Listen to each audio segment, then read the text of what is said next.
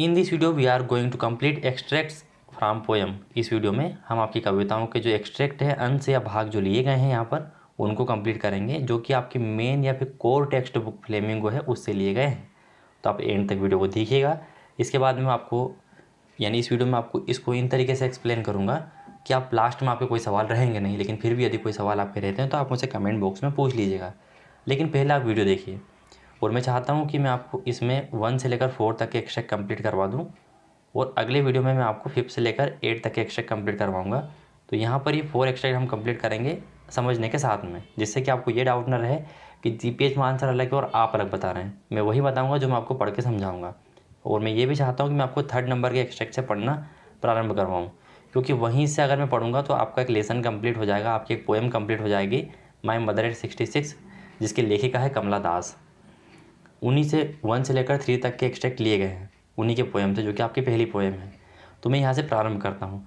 Playlist बनी हुई है क्लास 12 क्वेश्चन बैंक की, उसकी लिंक आपको डिस्क्रिप्शन में मिल जाएगी। आपको इतने अच्छे वीडियो मिलेंगे कि आप देख कर कहेंगे कि वास्तविक रूप से अच्छे वीडियो हैं। आप देखिएगा, देखने के बाद बताइएगा कि आपको वीडियो कैसे लगे। Driving from my parents home to coaching last Friday. मैं 3rd नंबर का एक्सट्रैक्ट इसलिए प्रारंभ कर रहा हूँ जिससे कि आपका पूरा पोएम जो है, या जो आपकी जो कविता है, वो कंप्लीट हो जाएगी इससे।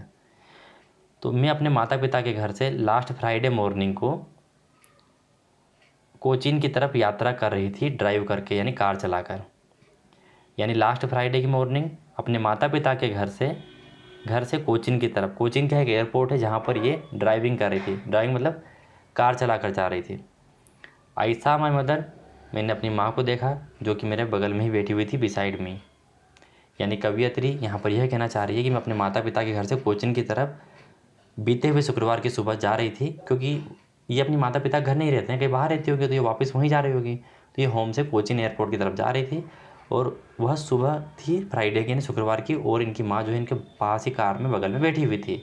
तो इन्होंने इनकी माँ को जो है देखा बिसाइड में, डोज यानी ऊँगती हुई, ओपन माउथ, उनका मुँह खुला हुआ था, हर फेस एसन लाइक देट, उनका जो फेस है वह एसन यानी राख की तरह लग रहा था, dead of a corpse and delight with pain, और ऐसा लग रहा था जैसे कि वो डेड बॉडी हो। कॉप्स का मतलब क्या होता है? डेड बॉडी, यानी मृत शरीर के समान। तो जो राख जैसा फेस है, जिनका कलर हो गया था, झुर्रियाँ पड़ गई थी, जो बूढ़े व्यक्ति हो जाते हैं, 66 वर्ष की उनकी माँ की उम्र हो गई थी।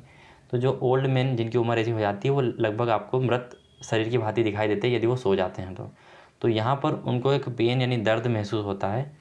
क्या दर्द महसूस होता है? कि मेरी माँ जो है वास्तविक रूप से बूढ़ी हो गई है, और हो सकता है मैं इनको दोबारा देख पाऊँ या नहीं देख पाऊँ। इस तरह के जो दर्द से ये भर जाती है, क्योंकि वह सोने के टाइम पर ऐसी ही लग रही थी, उनका मुंह खुला था, ऊँग रही थी, और फेस जो है राख की तरह हो चुका था, जैसे कि एक डेड बॉडी।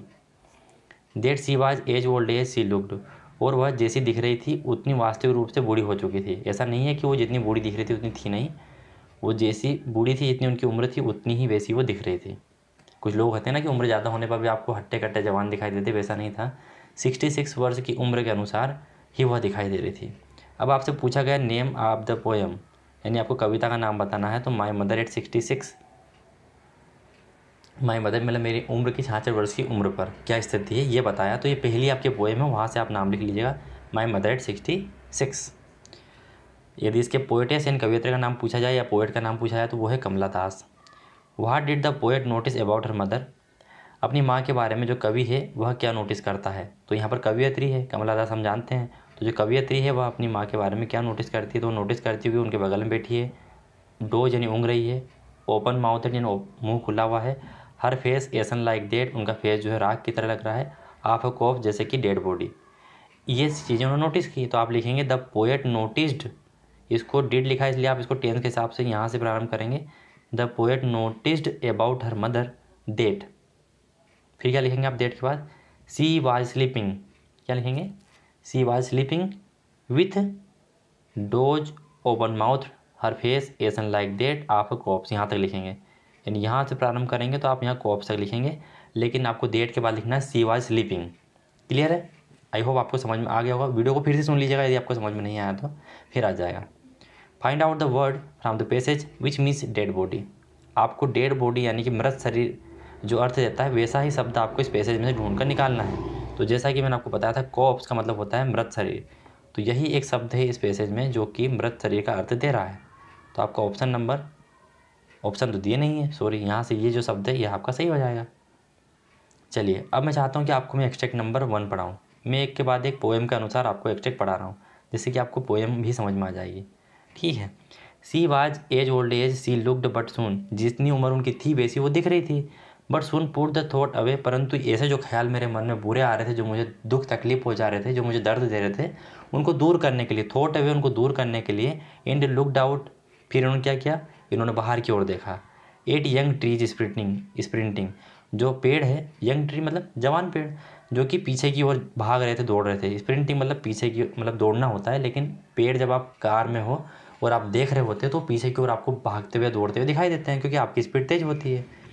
तो जब इन्होंने बाहर की ओर देखा अपनी ड्राइव कर रही कार के शीशे से या मिरर से, तो इनको वह ट्री जो स्प्रिंटिंग यानी दौड़ते हुए दिखाई देते हैं। द मेरी चिल्ड्रन, यानी जो बच्चे खुश होते हैं, बच्चे तो हमेशा ही खुश रहते हैं, तो जो मेरी चिल्ड्रन से जो खुशनुमा बच्चे हैं, spelling out of their homes, वह अपने घर से बाहर निकल रहे हैं। स्पेलिंग आउट मतलब घर से बाहर निकल रहे हैं। बाहर क्यों निकलेंगे? खेल कूद करने के लिए, गार्डन में जाने के लिए। तो ये नज़ारा इनको दिखाई देता है जब ये अपनी खिड़की, कार की खिड़की से बाहर देखती है, क्योंकि इनको जो बुरे ख्यालात थे उनको दूर करना था। तो ये हमने समझा। अब यहाँ पर पूछा गया name of the poet of the poem, मतलब ये पोएटेस होना चाहिए, लेकिन पोएट ही दिया, कोई दिक्कत नहीं है। तो आप लिखेंगे KAMALA, कमला दास।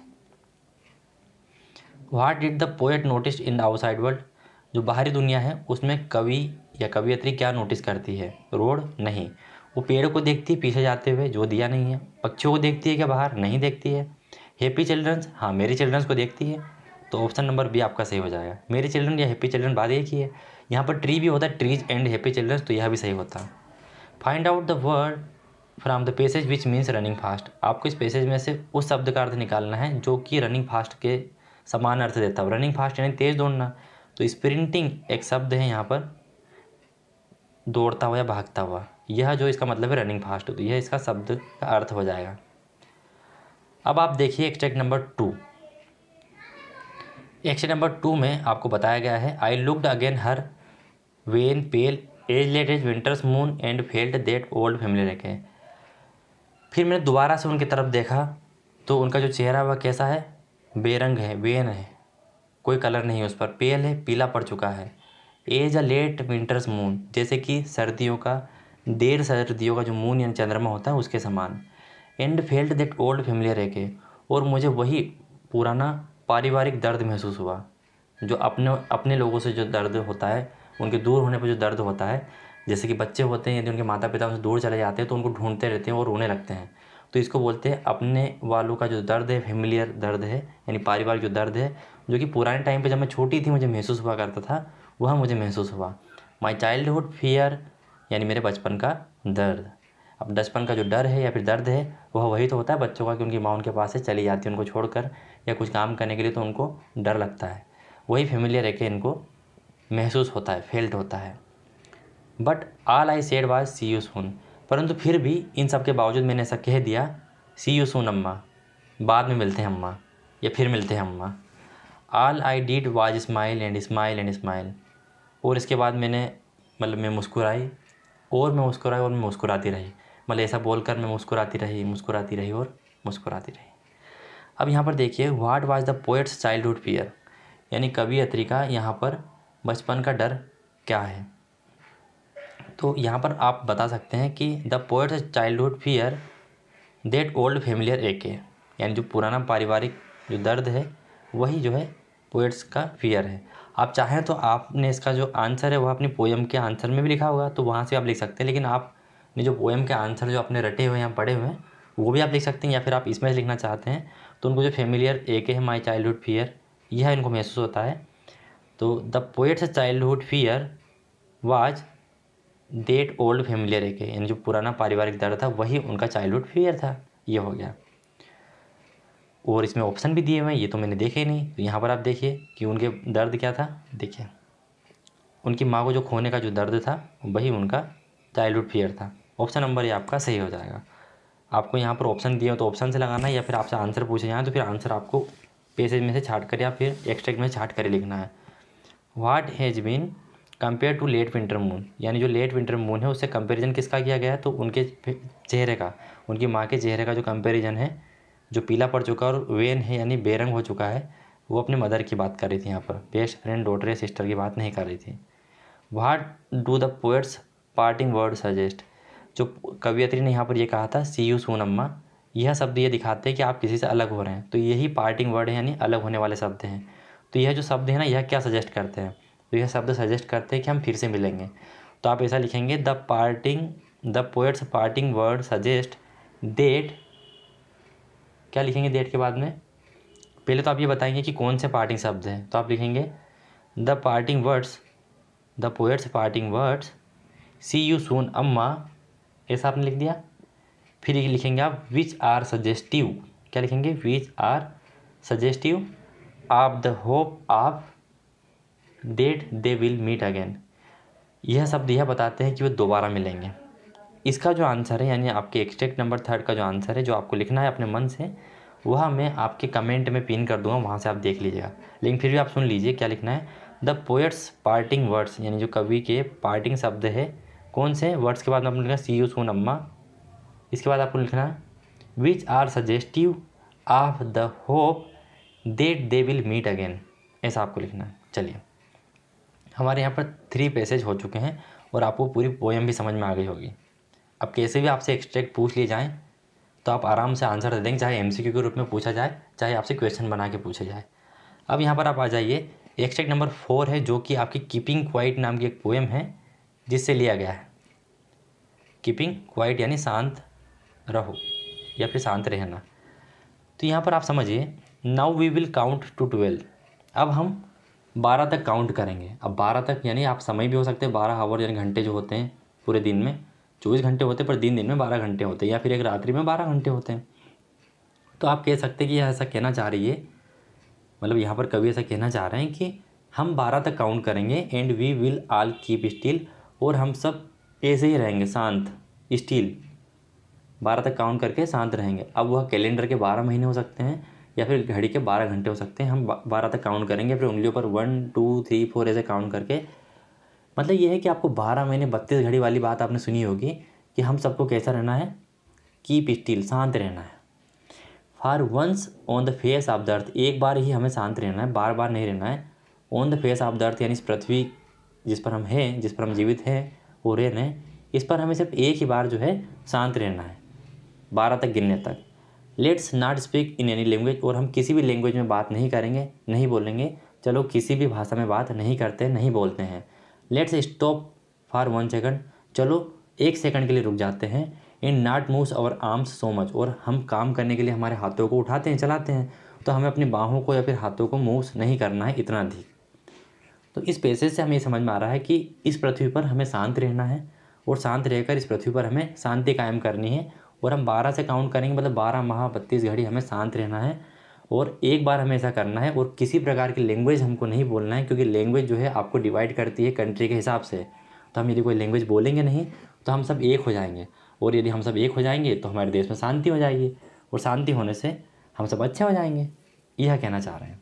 चलिए, from which poem has the extract been taken, कौन सी पोएम से यह एक्सट्रैक्ट लिए गए हैं, तो कीपिंग क्वाइट नाम की पोएम से यह यानी शांत रहना है, इस वाली इससे लिए गए हैं पोएम से। Who is the poet of the keeping quiet, keeping quiet के पोएट यानी कवि कौन है, तो पेब्लो नेरुडा जो है इसके क्या है, कवि है, पेब्लो नेरुडा। अब आपसे पूछा भी जा सकता है डायरेक्ट बिना ऑप्शन दिए कि right the name of the poet of the keeping quiet, तो आपको ये रटना है, याद करना है, क्योंकि तभी तो आप लिख पाएंगे। ऑप्शन नहीं दिए तो फिर क्या करेंगे आप। What does the poet want to other to do, जो कवि है वह दूसरों से क्या कहने को बोल रहा है, वह बोल रहा है कि आप स्पिरिट वार्स ऑल अराउंड, हर जगह आप वार्स यानी युद्ध फैलाओ, नहीं। To make noise and find fault, आपको गलतियाँ ढूंढना है और अशांति फैलानी है, नहीं, ऐसा नहीं करने को है। उन्होंने क्या कहा कि टू कीप क्वाइट, आपको शांत रहना है, कीप स्टिल यानी शांत रहना है, एंड इंट्रोस्पेक्ट यानी खुद का आत्मनिरीक्षण करना है, शांत रहकर खुद का आत्मनिरीक्षण करना है। यह उन्होंने इस पाठ यानी इस पोएम के माध्यम से आपको समझाया, तो ऑप्शन नंबर ए आपका राइट हो जाएगा। आई होप आपको ये जो चारों एक्सट्रैक्ट है अच्छे समझ में आ गए होंगे। कल मॉर्निंग में मैं आपके 1 से लेकर 8 तक के एक्सट्रैक्ट अपलोड कर दूंगा, आप टेंशन मत लीजिए। साथ में आपके राइटिंग स्किल वाले पोर्शन भी मैं कंप्लीट करवाता चल रहा हूँ, तो आप राइटिंग स्किल वाली जो प्लेलिस्ट है उसको विजिट कीजिए, आपको उसमें सारे वीडियोज़ मिल जाएंगे, और आपकी 12th की प्लेलिस्ट में भी आपको सारे वीडियोज़ मिल जाएंगे। आप देखते रहिए, वीडियो अच्छा लगे लाइक करते चलिए। मिलते हैं दोस्तों अलग इन्फॉर्मेटिव वीडियो में, तब तक के लिए टाटा बाय बाय। लेकिन टेलीग्राम चैनल की लिंक डिस्क्रिप्शन में, उसको आप ज्वाइन करना ना भूलें। और कोई सवाल हो तो आप मुझसे इंस्टाग्राम आईडी पर पूछ सकते हैं।